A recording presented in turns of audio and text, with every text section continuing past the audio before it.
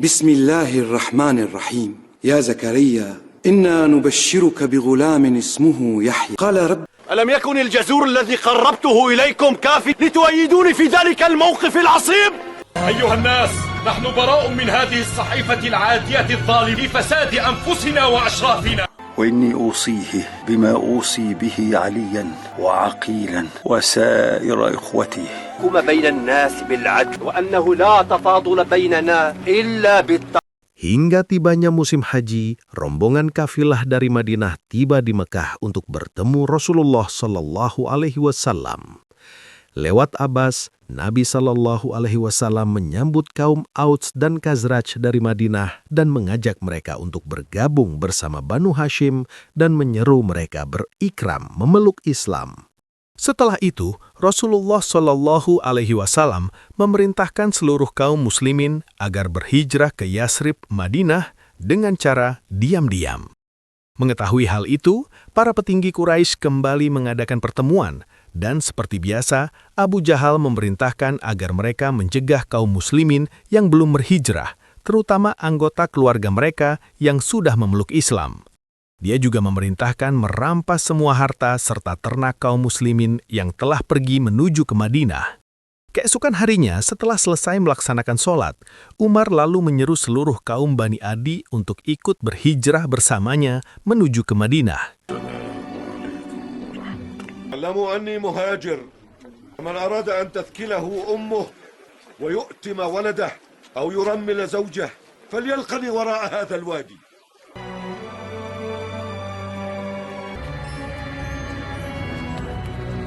Sementara itu, mengetahui jika Ayas ponakannya ikut berhijrah, Abu Jahal lalu menuju Madinah untuk mengajaknya kembali ke Mekah. Setelah bertemu Ayas, Abu Jahal beralasan jika ibu Ayas sangat khawatir dengan keadaan Ayas di Madinah dan tidak bisa tenang jika Ayas berada di sana. Karena bakti dan kecintaan pada ibunya, Ayas pun kembali ke Mekah bersama Abu Jahal. Akan tetapi, saat sudah tiba di Mekah, Abu Jahal langsung mengurung kembali Ayas bersama Salama. Ayas pun sangat menyesal karena tidak menuruti Umar yang memintanya untuk tidak kembali ke Mekah bersama Abu Jahal. Singkatnya, Abu Jahal lalu merencanakan untuk membunuh Rasulullah Shallallahu Alaihi Wasallam. Ia lalu memilih beberapa pemuda dari kaum Quraisy untuk melaksanakan misinya tersebut. Sementara Abu Bakar pergi menemui Rasulullah Shallallahu Alaihi Wasallam untuk berangkat hijrah bersama-sama. Malam harinya, Abu Jahal bersama para pemuda suku Quraisy tiba di rumah Nabi Shallallahu Alaihi Wasallam. Dan di sini, Abu Jahal melihat ada seseorang yang sedang berbaring di ranjang, yang dia duga adalah Nabi Shallallahu Alaihi Wasallam. Beberapa saat kemudian, Allah Subhanahu wa Ta'ala melindungi Nabi Shallallahu Alaihi Wasallam dari niat jahat Abu Jahal. Maka dibuatnyalah Abu Jahal dan para pemuda suku Quraisy tertidur sampai fajar. Tiba saat Abu Jahal melihat seseorang bangun dari ranjang Nabi Shallallahu Alaihi Wasallam, ia langsung bersiap di depan pintu dan menghunuskan pedang. Namun saat pintu terbuka, yang keluar adalah Ali bin Abu Thalib.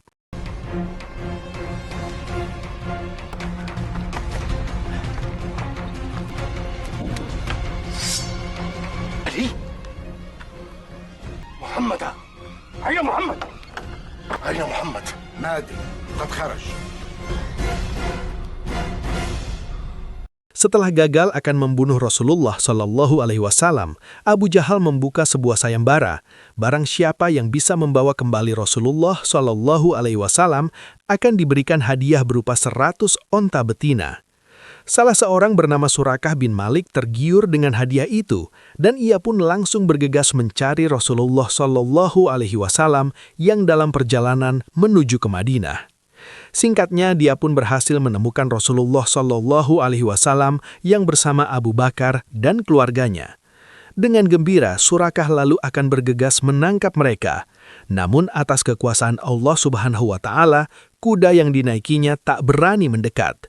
Ia akhirnya sadar jika Rasulullah Shallallahu Alaihi Wasallam mendapat perlindungan dari Tuhan yang Maha Kuasa. Surakah lalu menawarkan dirinya untuk membantu Rasulullah Shallallahu Alaihi Wasallam dengan menghalangi dan mengatakan kepada para sayembara jika dia sudah berkeliling ke bukit tersebut dan tidak menemukan siapapun di sana. Beralih ke Madinah, Umar bersama para sahabat lainnya dan kaum muslimin yang sudah berada di Madinah merasa cemas saat menunggu kedatangan Rasulullah Shallallahu Alaihi Wasallam. Tak lama kemudian, datanglah rombongan Rasulullah Shallallahu Alaihi Wasallam bersama keluarga Abu Bakar sampai di pinggiran kota Madinah. Sementara itu, Ali menyusul di belakang dengan berjalan kaki hingga telapak kakinya terluka dan berdarah. Tak lama kemudian, dia pun juga tiba di Madinah dan bertemu dengan Umar yang sedang membangun Masjid Quba bersama kaum muslimin. Setelah membangun Masjid Quba, rombongan muslimin dan Rasulullah Shallallahu Alaihi Wasallam tiba di pusat kota Madinah dengan disambut oleh masyarakat di sana.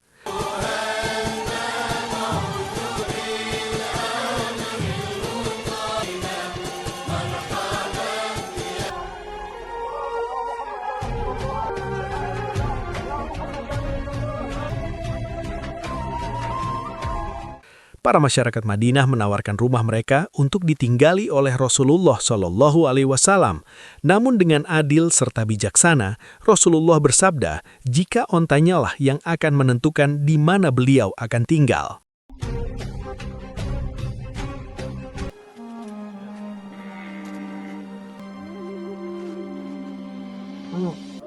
بيتي يا رسول الله، بيتي في الجوار. هنيئا لك يا أبا أيوب، بيت رسول الله عندك. اللهم لك الحمد.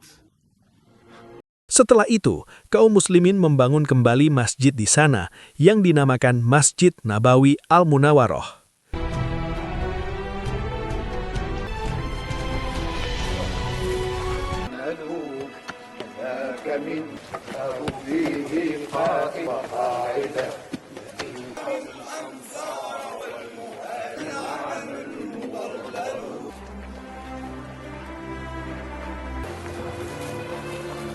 رسول الله بين المهاجرين والأنصار فليقبل بعضكم على بعض إخوانا متصافين في الدنيا لا يفرقكم إلا الموت يحب أحدكم لأخيه ما يحبه لنفسه.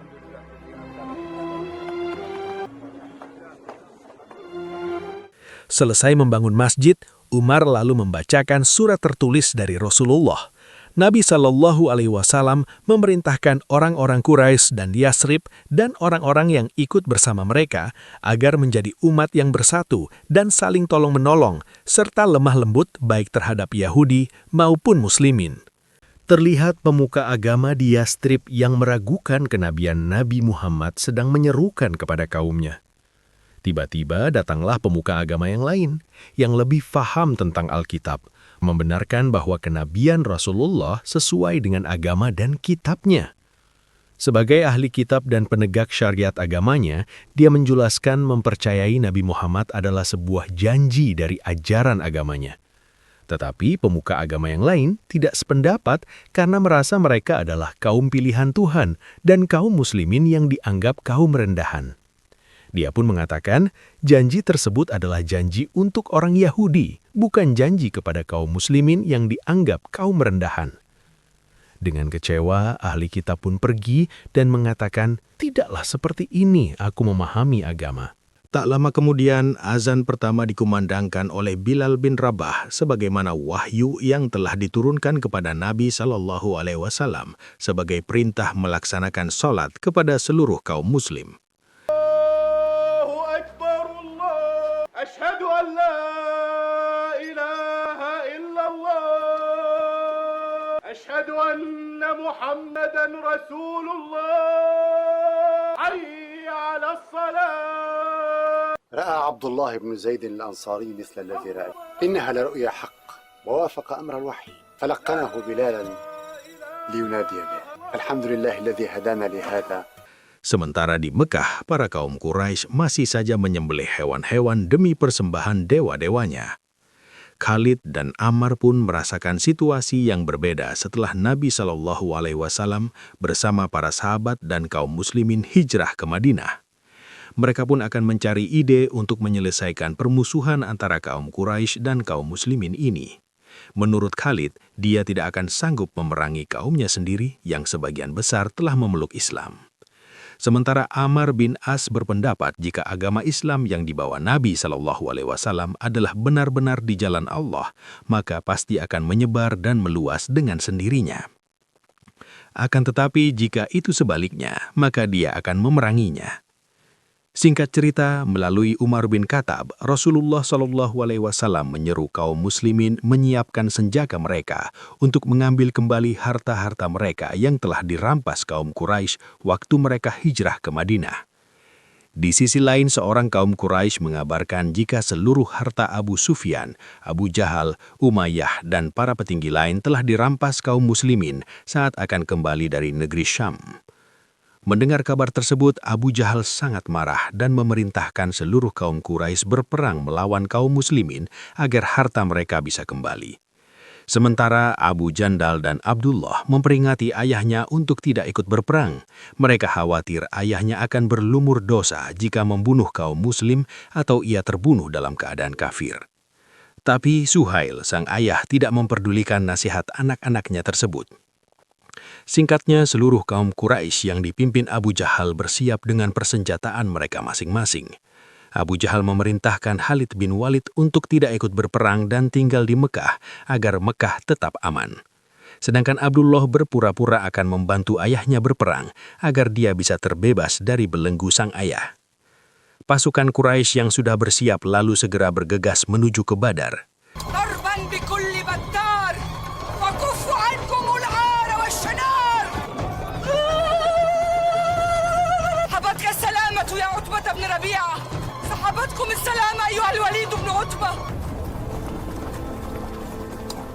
Beberapa saat kemudian di tengah perjalanan, seorang utusan dari Abu Sufyan mengabarkan jika kaum Quraisy dan rakyat Irak telah menang, sehingga menyuruh mereka kembali dan menyambut Abu Sufyan di Mekah. Tapi di sini Abu Jahal dengan tegas menolak kembali dan bersikeras untuk melanjutkan peperangan di Badar. Dia sangat percaya diri akan bisa mengalahkan kaum muslimin dan membunuh Nabi Muhammad SAW. Sementara itu, pasukan kaum muslim telah terlebih dahulu tiba di Badar dan menguasai sumur di sana. Tak lama kemudian, kaum Quraisy pun tiba dan mengutus Umayy bin Wahab untuk mengintai pasukan muslimin agar mengetahui jumlah mereka. Sementara itu, Abdullah bin Suhaib bergegas kabur dari pasukan Quraisy untuk bergabung ke pasukan muslimin. Hal tersebut pun langsung dilaporkan Ikrimah kepada para petinggi Quraisy yang membuat Abu Jahal merasa kecewa dengan anak Suhaib itu. Setelah sampai di pasukan muslim, Umar menanyakan keberadaan Abu Jandal yang tak ikut bersama Abdullah. Abdullah lalu menceritakan bahwa Abu Jandal lebih memilih dibelenggu hingga Allah memberi petunjuk jalan kepadanya. Di sisi lain, Umayy terus menghitung jumlah pasukan kaum muslimin dan ketika sudah selesai, ia pun lalu melaporkan pada Abu Jahal dan memberitahu jika pasukan muslim berjumlah 300 orang. Mengetahui jumlah mereka lebih sedikit, Abu Jahal pun semakin yakin jika kaum Quraisy akan memenangkan peperangan ini. Kemudian kedua belah pihak pun akan segera memulai peperangannya dan pertama-tama mereka mengutus 3 orang untuk saling berduel terlebih dahulu.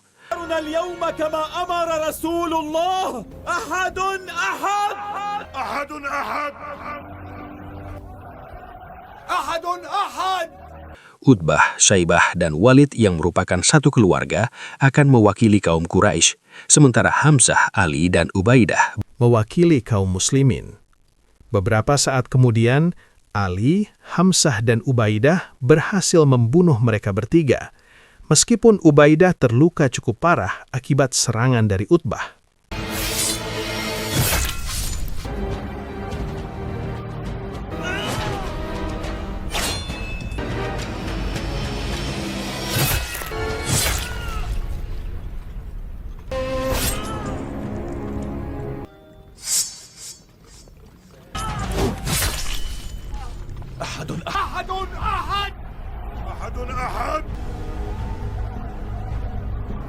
Melihat perwakilan kaum Quraisy tewas, Abu Jahal langsung memerintahkan pasukannya untuk segera memulai peperangan.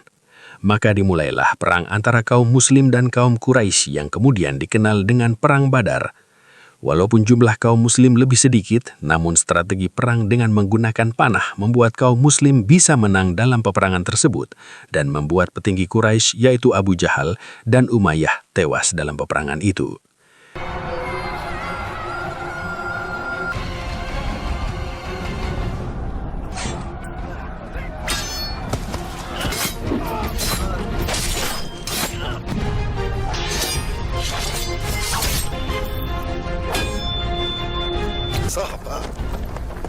يا رويعي الغنم.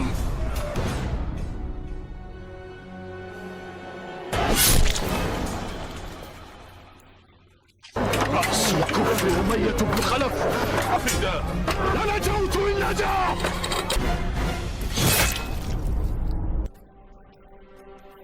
أحد أحد.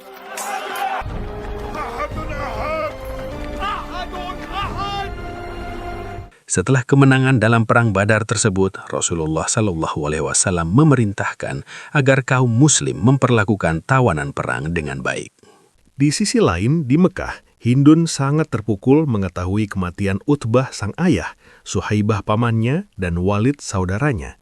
Dia lalu bersumpah akan membunuh Hamzah dan akan mencabik-cabik isi perutnya. Tewasnya Abu Jahal, Utbah, dan Umayyah membuat kaum Quraisy kini dipimpin oleh Abu Sufyan. Mereka lalu merencanakan akan membalaskan dendam pada kaum muslimin. Para pemuda kaum Quraisy seperti Khalid bin Walid, Ikrimah bin Abu Jahal, Amr bin As, dan Sofwan bin Umayyah akan menjadi andalan mereka melawan kaum muslimin nantinya. Ikrimah lalu membujuk Ayas dan Salamah saudaranya untuk ikut bergabung membalaskan dendam kematian Abu Jahal. Tapi Ayas dan Salamah menolak bergabung dengan kaum Quraisy dan lebih memilih tetap dipenjarakan. Beralih ke Madinah, kaum muslim memperlakukan para tawanan dengan sangat baik, sebagaimana yang telah diperintahkan oleh Nabi Muhammad SAW. Mereka memberikan makanan dan minuman mendahului mereka sendiri, yang membuat Walid pun merasa heran dan terkagum-kagum dengan sifat para muslimin. Sementara itu Mikas yang masih saudara Suhail meminta agar Abu Jandal pergi ke Madinah, menebus ayahnya yang menjadi tawanan perang. Tapi Abu Jandal menolak melakukannya. Hal itu membuat Mikaslah yang pergi ke Madinah untuk menggantikan Suhail menjadi tawanan sementara hingga ia ditebus kembali oleh Suhail nantinya. Khalid bin Walid kemudian melakukan negosiasi dengan Umar agar bisa membebaskan Walid saudaranya dari tawanan perang. Setelah melakukan tebusan, Khalid pun membawa Walid kembali ke Mekah. Namun tak disangka, Walid justru mengikrarkan diri masuk Islam di depan Khalid yang membuatnya sangat kecewa. Sementara itu di Mekah, Umair bin Wahab lalu berencana akan membunuh Nabi Muhammad SAW. Niat Umair itu lalu mendapatkan dukungan dari Sofwan bin Umayyah. Bahkan Sofwan akan melunasi semua hutang-hutang keluarganya dan akan menanggung beban hidupnya jika Umair berhasil membunuh Nabi SAW. ولكني أخشى عليك كيف تصيبه ثم تنجو ولكن لا تخشى علي وسأنقع سيفي بالسم حسبي أن أخدشه. Di sisi lain, Khalid lalu memenjarakan Walid bersama Ayas dan Salamah. Umair bin Wahab lalu pergi ke Madinah dengan pedang yang ia bawa. Saat tiba di Madinah, Umar menyambutnya dengan penuh curiga karena Umair membawa sebilah pedang. Tak lama kemudian, Rasulullah SAW meminta Umair untuk masuk menemuinya, sementara Umar meminta para sahabat untuk mewaspadai gerak-gerik dari Umair. Beberapa saat kemudian, Umair pun kembali ke Mekah dan langsung menemui Sofwan bin Umayyah. Sofwan begitu bahagia mengetahui kedatangan Umair dalam keadaan selamat. Dia sudah tak sabar mendengar kabar terbunuhnya Nabi Muhammad SAW.